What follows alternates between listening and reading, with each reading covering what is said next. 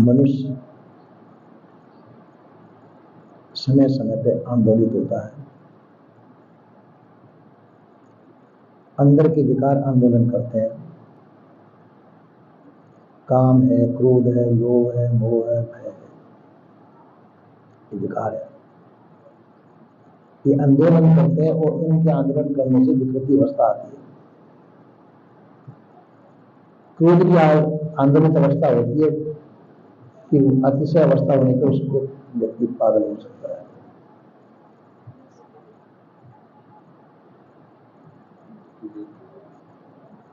अतिशय अवस्था होने में क्रोध में भी व्यक्ति पागल हो सकता है, दिमाग की नसें फट सकती है।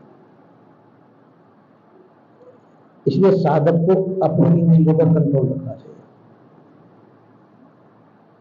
अपने अंदर क्रोध को नहीं आने देना चाहिए। थोड़ा बहुत आए उसको उसी समय समन कर देना चाहिए। लोभ की वृत्ति भी साधक के लिए बहुत भयानक है। साधक को लोभ नहीं करना, क्योंकि प्रारब्ध के अनुसार जैसा शरीर का होना वैसा होगा। अपने लोभ वृत्ति करने से अपना साधन निर्मित होगा। वो तो लोभ करेंगे, क्रोध करेंगे, तब भी जो प्रारब्ध में वही होगा, उसमें अपन डिस्टर्ब नहीं कर सकते, क्योंकि प्राकृतिक चीज है। काम है, क्रोध है, लोभ है, मोह है। समय पर मोह कोई हमारे अति निकट व्यक्ति होता है उसके प्रति मोह हो जाता है, जो हमारी सेवा करता है उसके प्रति मोह हो जाता है, जो हमारा कहना मानता है उसके प्रति मोह हो जाता है, कहना नहीं मानता उसके प्रति क्रोध हो जाता है। तो साधक को इसमें सम रहना चाहिए, इसमें अपने मन मस्तिष्क को आंदोलित नहीं होने देना चाहिए। सम, क्योंकि काम, क्रोध, लोभ, मोह, भय ये संसार की चीज है और साधक संसार से ऊपर उठने के लिए तो उसमें रहता है। संसार से ऊपर उठेगा संसार में बिगड़ जाएगा वो,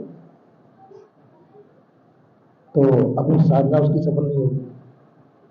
यदि काम, क्रोध, लोभ, मोह के अंदर आवृत होगा साधक तो ऊपर नहीं उठ सकता है। संसार में संसारी है, जब तक संसारी मानता है, जब तक उसके मन में काम, क्रोध, लोभ, मोह, भय की वो रहेगा विकार, जब तक संसार के विकारों के अंदर है।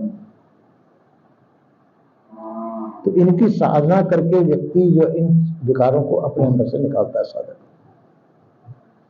क्योंकि उसको भजन करना है। भजन में ये चीज विघ्नकारक है। आप भजन कर रहे हैं, किसी कारण से आपको क्रोध आ गया था, तो क्रोध से कई दिनों तक अंदर जो है विकार बना रहता है, वो भजन नहीं हुआ।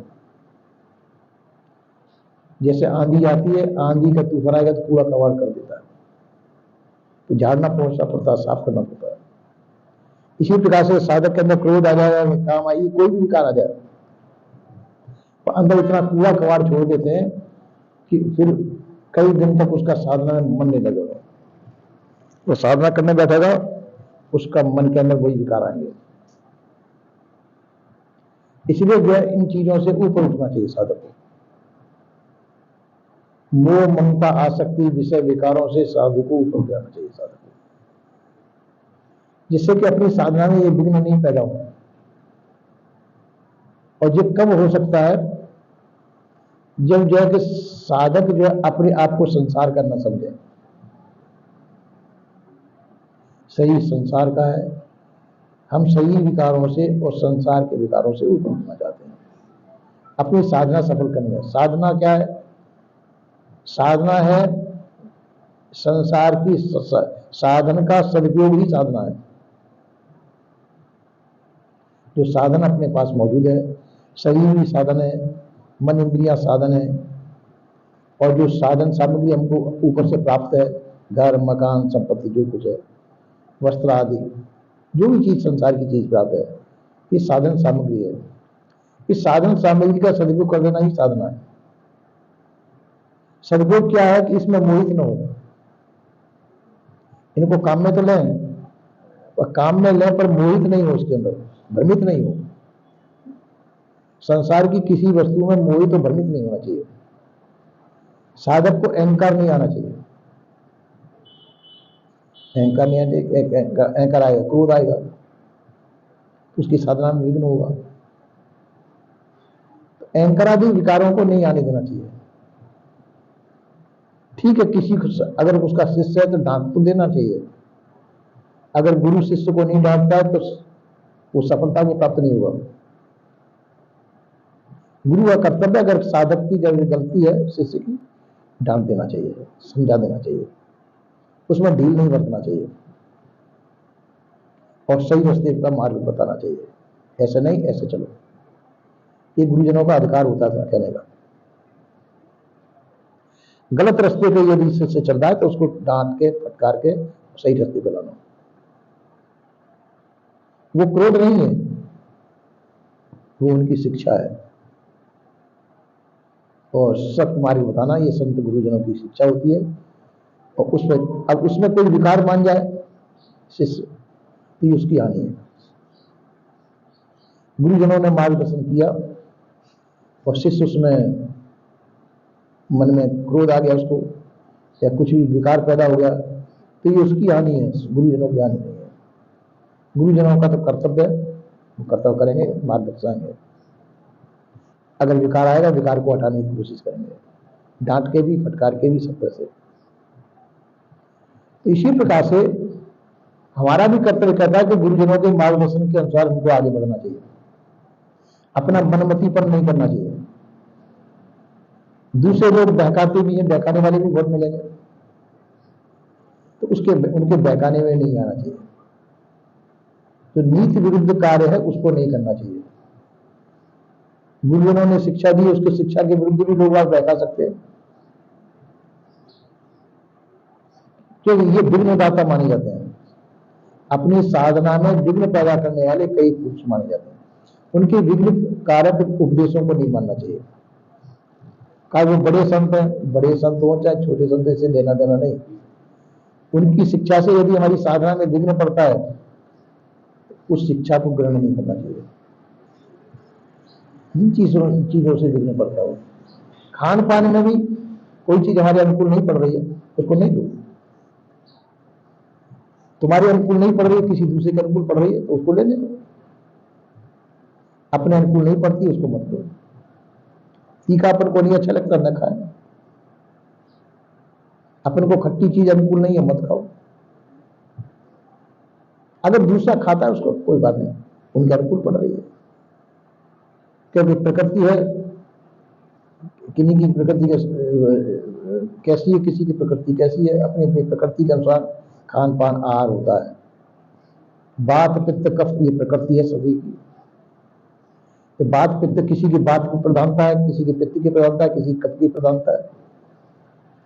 तो बात प्रधान व्यक्ति के लिए कोई दूसरे पदार्थों की आवश्यकता है, पित्त प्रधान व्यक्ति के लिए दूसरे पदार्थों की आवश्यकता है, कफ के प्रधान व्यक्ति के लिए दूसरी पदार्थों की आवश्यकता है। तो जिनको जो अनुकूल पड़े अपने शरीर की स्थिति को देखकर ले लेना चाहिए, उसमें कोई दोष नहीं है। और जानबूझ करके अगर विकार करने वाली चीजों को ग्रहण नहीं करना चाहिए। विकारों को स्वभाव में भी ग्रहण नहीं करना चाहिए, खान पान में भी नहीं करना चाहिए, ये संयम बरतना चाहिए। व्यक्ति भी यदि ऐसे हैं जो विकारित करते हो, उन व्यक्तियों से बचना चाहिए। जो तुम्हारी साधना में विघ्न पैदा करते हो, उनसे बचना अच्छा है। ये नहीं कि ऐसा नहीं समझना चाहिए कि बहुत अच्छे हैं, बहुत अच्छे, बहुत, ये भावावेश में साधक को नहीं आना चाहिए। साधक को कभी भी भावावेशित नहीं होना चाहिए।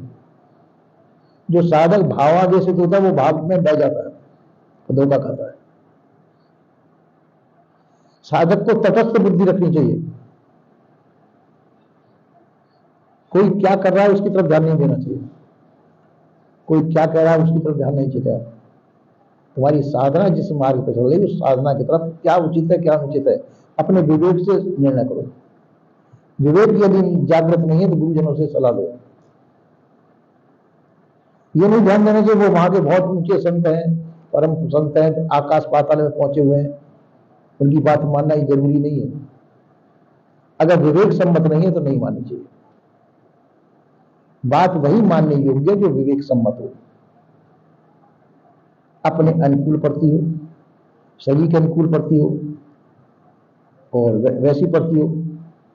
कोई ऊंचे संत ज्यादा मिर्ची खाते हैं, अपने अनुकूल नहीं पड़ रही है तो नहीं खाना चाहिए। ये नहीं देखना चाहिए वो ऊंचे संत वो खा रहे तो हमको नहीं खाना चाहिए। अरे उनके अनुकूल है, तुम्हारे अनुकूल नहीं है, नहीं खानी चाहिए। तो इसी प्रकार से ये प्रकृति अलग अलग है। त्रिगुणात्मक शरीर है, सत्वगुण रजोगुण तमोगुण युक्त है, उस प्रकृति के अनुसार है। कोई तमोगुण प्रधान है, कोई सत्वगुण प्रधान है, वैराग्य तमोगुण ही प्रधान है ना। तो ये अलग अलग प्रकृति है, उस अलग अलग प्रकृति के अनुसार कुछ साधना में भी उस प्रकार से वो हो सकता है। किसी साधक का स्वभाव में क्रोध है, किसी साधक के स्वभाव में शांति है, किसी में मिलित है स्वभाव। तो ये नहीं देख लेना चाहिए कि वो साधु है वो क्रोधित है तो वो गलत है। उसका स्वभाव है, प्रकृति उसकी इसी प्रकार से है। पर साधना उसकी सही हो रही कि नहीं, बस ये चीज ध्यान देने हो गया। वो साधन रहता है कि नहीं, साधन रहता है तो उसकी प्रकृति का स्वभाव है, तमोगुण रजोगुण सतोगुण वो स्वभाव रहेगा उसका। तमोगुण प्रधान का तमोगुण स्वभाव रहेगा, सतोगुण प्रधान का सतोगुण स्वभाव रहेगा। सतोगुण प्रधान साधक के अंदर 10 प्रकार की विशेष योग्यता प्राप्त आ जाती है, ये स्वाभाविक आ जाती है। तमोगुण प्रधान व्यक्ति के अंदर भी अपनी विशेष योग्यता है, रजोगुण प्रधान व्यक्ति के अंदर भी अपनी विशेष योग्यता है। ये उनके स्वभाव के अनुसार होंगे, पर इस पर अपन को ध्यान नहीं देना चाहिए। अपन को तो अपनी साधना पर ध्यान देना चाहिए। उन तरह के ध्यान जो विशेष योग्यता प्राप्त हो रही है अपने को अपनी साधना काल में, उस पर ध्यान नहीं देना चाहिए, उनमें बहना नहीं चाहिए। किसी ने कहा कि लो हमारे बच्चे पर हाथ फिरा दो, आशीर्वाद दे दो, साधु को आशीर्वाद भी नहीं देना चाहिए और श्राप भी नहीं देना चाहिए। आपके आशीर्वाद से हमारा बच्चा ठीक हो जाए तो भाई डॉक्टर वैद्य के पास जाओ। हम लोग इसे को नहीं जानते। हाथ रख दो सिर पर, के हाथ भी नहीं रखते कि बच्चा ठीक हो जाए, कि बच्चा ठीक हो जाए न हो जाए उसके प्रारब्ध के ऊपर है। हमारे स्पर्श करने से कुछ नहीं होगा। इन चीजों से अपने आप को बचाना चाहिए, न किसी को श्राप देना चाहिए न आशीर्वाद देना चाहिए। साधक को अपने भजन में मदद रहना चाहिए। कोई कहता है कि आपके करने से ऐसा अच्छा हो जाएगा वो बुरा हो जाएगा, इस पर ध्यान नहीं देना चाहिए कि हमारे करने से ना अच्छा होगा ना बुरा होगा। जिसका होगा उसके प्रारब्ध के अनुसार होगा। इन चीजों से अपने को निकालना चाहिए, संसार के बहाव में नहीं बहना चाहिए। संसार बाढ़ में रख सकता है, तुम इतनी ऊंची साधु हो, इतनी ऊंची साधु हो, तुम्हारी तपस्या है, ये फालतू की बातों में ध्यान नहीं देना चाहिए। संसार है, संसार बुलाएगा भ्रमाएगा। संसार के भ्रमाने बुलाने पे भूलना भ्रमाना नहीं चाहिए। अपनी साधना का ध्यान देना चाहिए, समता रखनी चाहिए और अपने आप के अंदर अहंकार पैदा नहीं होने देना चाहिए। और न ये समझना चाहिए कि हमारे अंदर कोई विशेष योग्यता है, हम ऐसा कर सकते हैं वैसा कर सकते हैं,